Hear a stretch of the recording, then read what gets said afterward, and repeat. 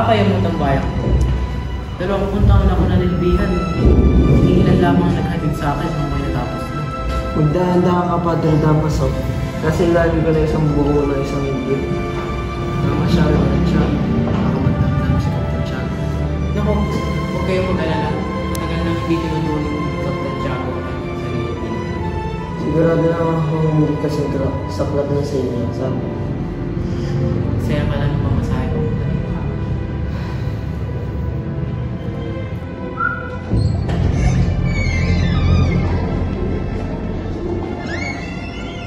Mga Ginoo, kinagagala mong ipakilala ang anak ng aking nasirang kaibigang si Don Rafael.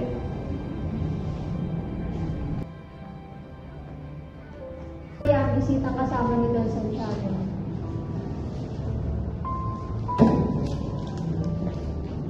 Siya ay si Juan Crisostomo Rafael. Galing siya ng Europa at sinulo siya mula sa kanyang paglalakbay.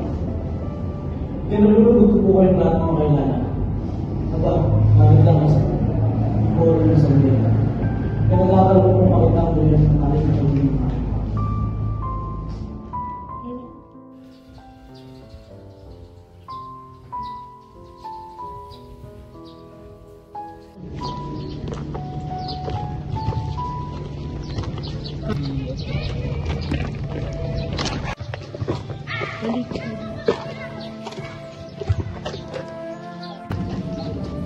Nag-iingat ko sa iyong gagawin, Sarah. Tiniente, baka na yung bailad sa akin nangyari sa aking ina. Ilalad ko sa iyo pagtunga sa kwartel.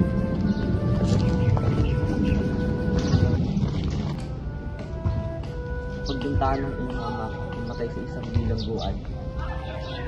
Mayroong asong isa aktaryerong napaglaruan ng mga bata. At dahil sa inis niya, pinaghahampas ng mga ito. Pagkakita ng iyong ama, agad-agad mo itong pinugilan. At sa pagpigil niya, ang ataryero ay natapilok at tumama ang ulo sa isang malaking bato na siyang himang kinamatay niya. Dahil doon, nakulong si Don Rafael basis ng kulungan.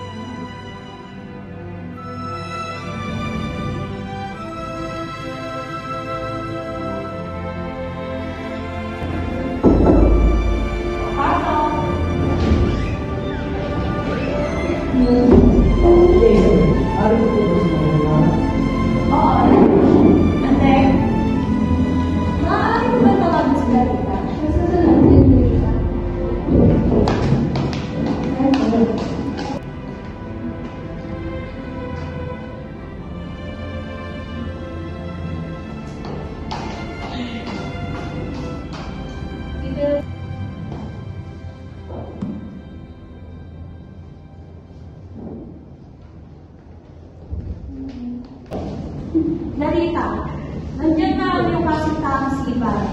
Siya ba ay inyong paghihintayin? Hindi na po tiyan. Tutungo na po ako sa kanya.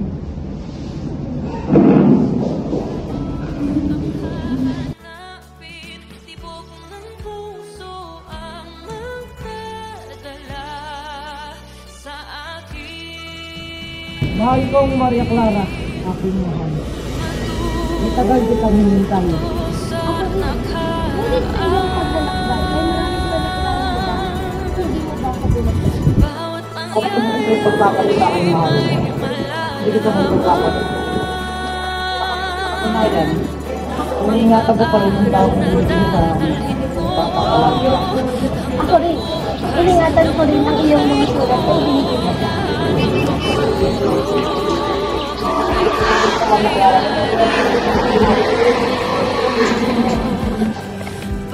Babaguhin ang buong mundo.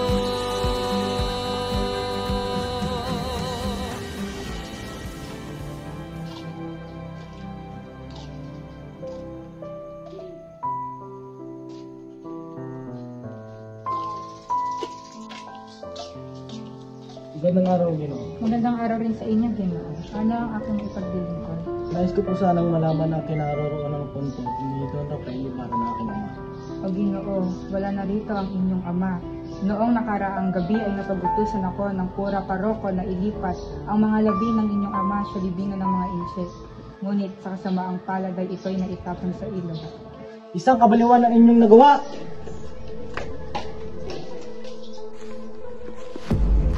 Bakit mo yung ginawa sa ko? Hindi! Hindi ako, kundi ang padring aking pinalitan, si Damaso.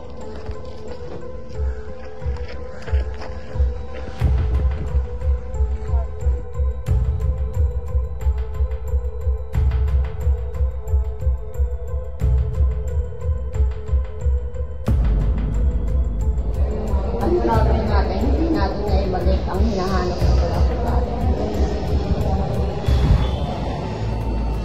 Uy, yun yung ginagawa yun dito. Halika, sumama ka sa akin.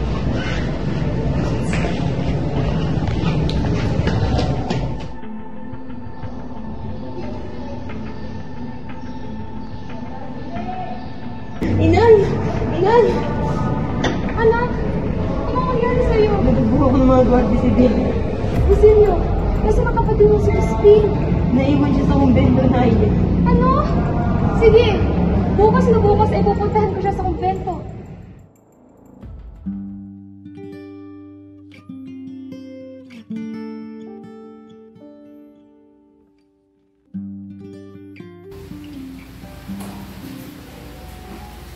Para saan ang yung bitbit niya? Para po ito sa Kura. Nais ko lamang po siyang makausap sapagkat ang aking anak na si Crispin ay hindi pa nakikita simula pa kagabi. Ikaw pala ang ina ng bangganakaw. Si Crispin ang tumakas at lumisan. Sa tingin ko, malapit ng mga Guardia Civil sa inyong kamay. Ang mga Guardia Civil!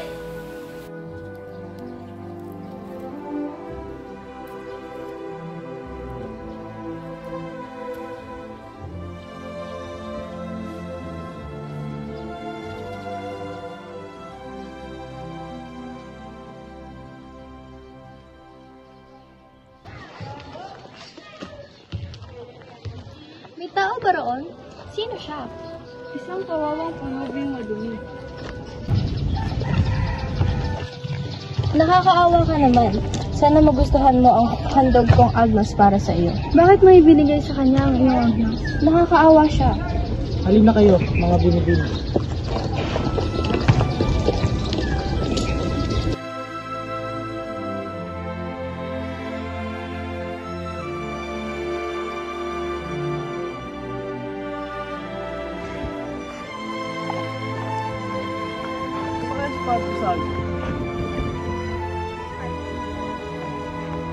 Paumanhin sa inyo at ako ay naligaw.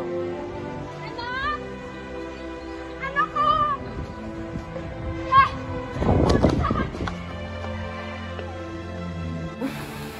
Sino yun? Sino yung babaeng yun? Siya si Sisa, ang ina nila Crispin at Basilio. Sa tila nawawala ng bait. Pagulin niyo siya. Nagpapabot ako siya ng tulong.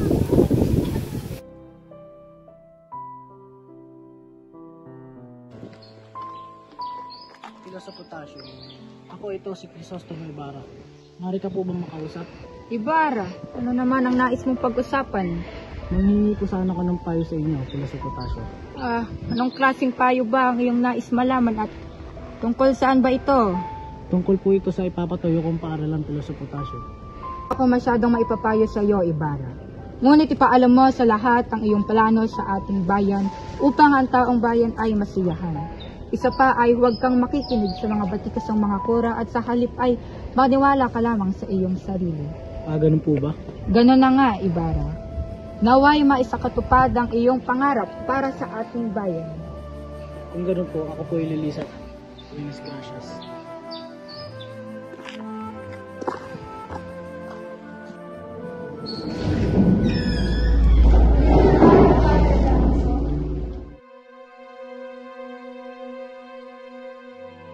Hindi man lang ako binati ng binata na yan.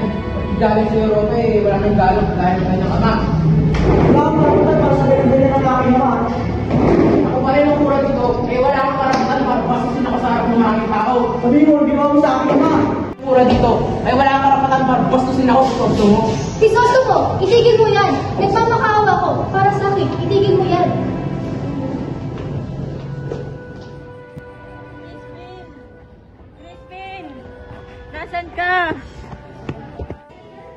Crispin! Crispin! Crispin! Crispin! Crispin! Crispin!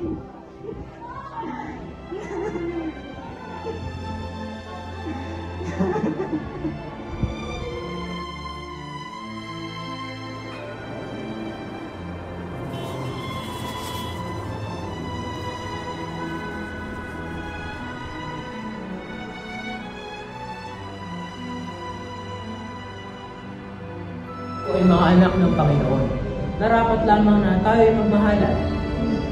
Dapat natin ginugulangan ang ating mga kapwa-tao at mga manayan. Hindi dapat natin pinapanigan ang mga kumakalaban sa ating simbahan. Hindi ko na kinakaya ang init sa simbahan na to. Bakit ba nakakataas na lamang talaga ang dapat pinapahintulutan dito? Hindi na dapat pinapahintulutan ang mga ninyo.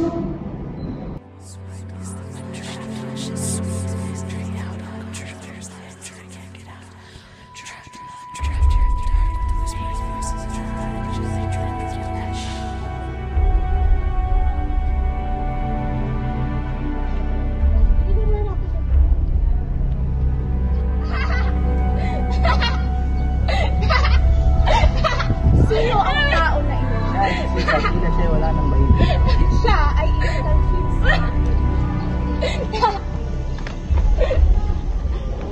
Sino ka? Ano ba? Sumayaw ka at gayahin mo ako. Ako? Sasayaw? Baliw lang ka sumasayaw! Anong sinabi mo? Ano ba? Tigilin mo ako!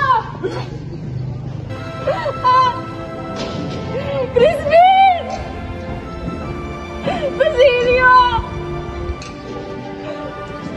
Mga anak ko! Nasaan na kaya?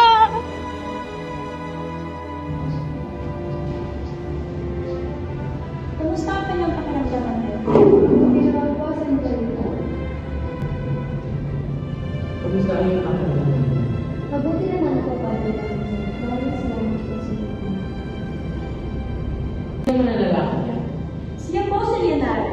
Siya po ay naghahanap ng magpapakasawa. Ganun lang ba kilala natin ng mga asawa? At sino naman yun, Padre? Si Maria Clara, siya ang magiging asawa niya ni Hans.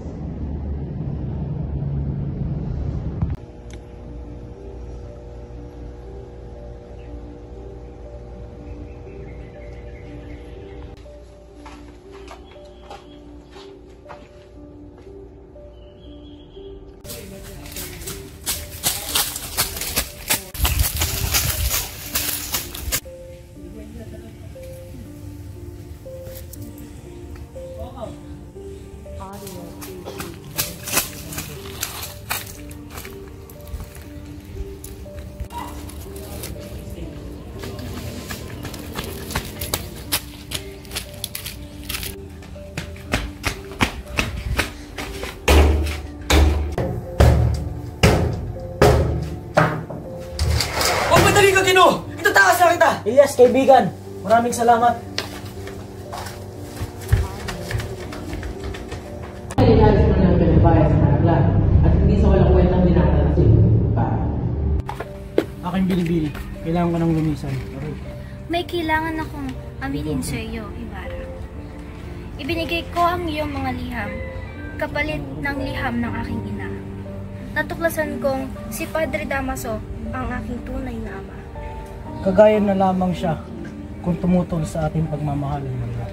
Ipapakasal nila ako kay Linares, ngunit hindi magbabago ang aking pagmamahal para sa iyo, Crisostomo. Mahal na mahal din kita, Maria Clara. Hoy! Saan pupunta? Tara, bunin natin!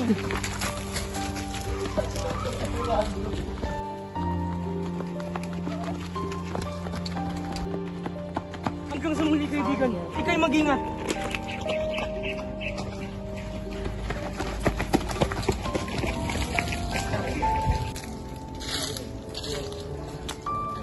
Crispin!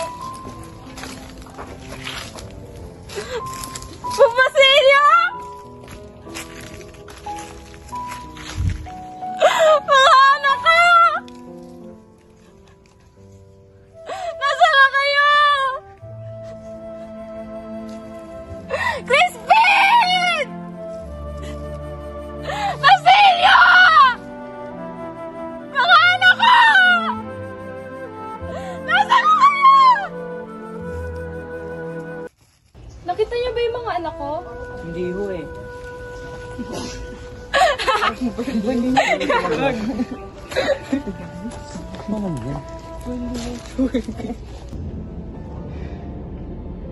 Maria Clara, ikinalulungkot kong makarating sa aking balita. Ngunit wala nang iyong mabunay simbahan. Bakit? Bakit, Ama? Sabi niya, hindi niya ako iiwan. Nagpapakabait naman ako. Hindi maaari. Isuot ako! Ayos ka lang ba, Maria? Huwag ka mag-alala. Kakalimutan din si Ibarra. Tigilan ninyo ako. Hindi ko naman mararamdaman ang kasiyahan kung wala ang minamahal ko. At kailanman, hindi ako magpapakasal kay Linares. Mas gugustuhin ko na lamang makulong sa kumbento. Sinasabi mo lang yan. Huwag mo akong subukan. Kung hindi mo mapagbibigyan ng aking kahilingan, mas gugustuhin ko na lamang wala sa mundong ibabaw.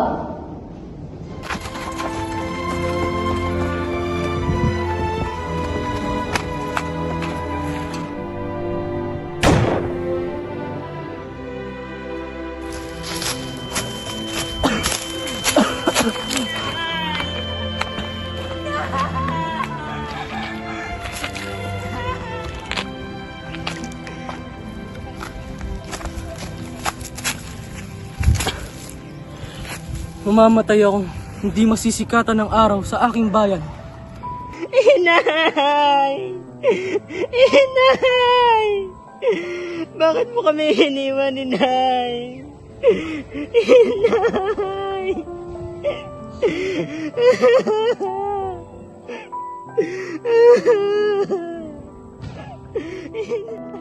Kayong makakita sa pagbukang liwayway, malugod ninyo siyang tanggapin at inyong gunitain ang mga nabuhay sa dilim ng gabi.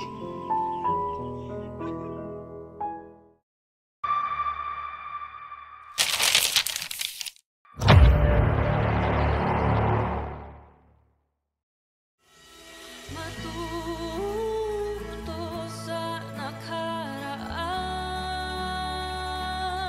Inay! Bawat mangyari may malalaman. Ano ba? Sani naman akala na kung mag-joke. Mga aral na dadalhin ko hanggang bukas ng buhay ko. Ganon? Lahat ng pagsubok ay kakayanin ko. Babaguhin ang Ano?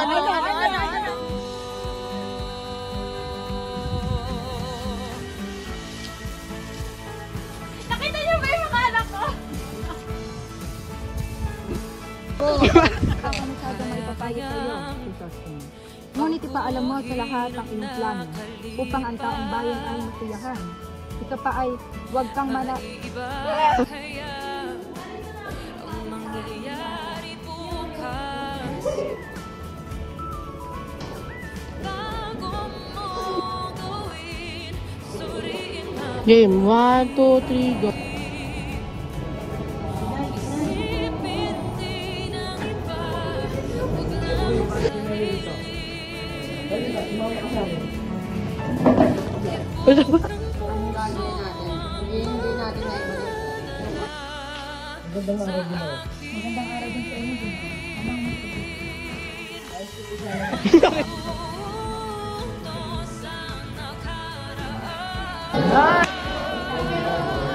Ano? Ano ako ng pagkagalit? Parang gigil? Ganon. At ngayon lang ako ito,